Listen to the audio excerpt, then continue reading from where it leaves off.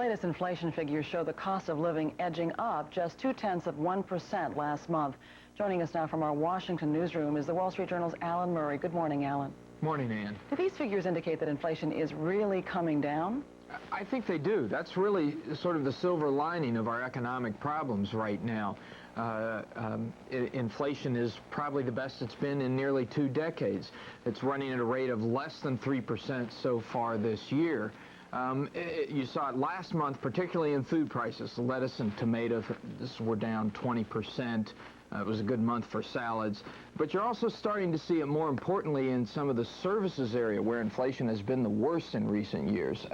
So I think there is some fundamental improvement going on. And I think the inflation numbers are better than last year. Is that correct? That's right. They are better than last year, although one of the things going on last year was the spike in oil prices caused by Saddam Hussein's invasion of Kuwait. Why are the numbers coming down?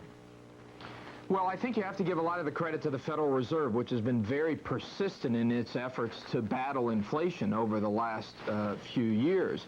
And you also have to remember that while in the long run, lower inflation is a good thing, this battle against inflation, it does have a cost in the short run.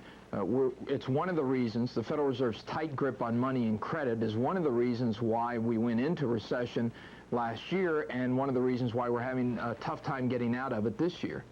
What about medical costs? I mean, that doesn't seem to be coming down at all. It's definitely the disaster area on the inflation map. Medical costs seem to keep spiraling upward, completely disconnected from the rest of the economy, which is a very serious problem for people who have chronic illnesses and for the federal government, which pays about 1/3 of all the medical bills in this country. I think the government's going to have to do something in the next couple of years to change the healthcare system and get medical costs under control. But overall, briefly, the inflation figure, the outlook is really pretty good for the economy. You have to consider the new numbers very good news. Okay, all right. Thank you so much, Alan Murray. Thanks. Time now for the weather with Whitty.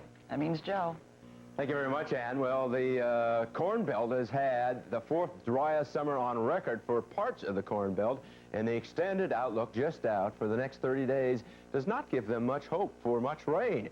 Generally a dry pattern over the Mideast, but remember, patterns this time of the year are generally fairly weak, so this is a difficult forecast. Wet weather continues along the Carolina coast. Now, for travelers today, you're going to find yourselves under a bank of clouds stretching all the way from Maine down through the Gulf Coast, and that means some rain and some travel delays due to some low clouds and some rain.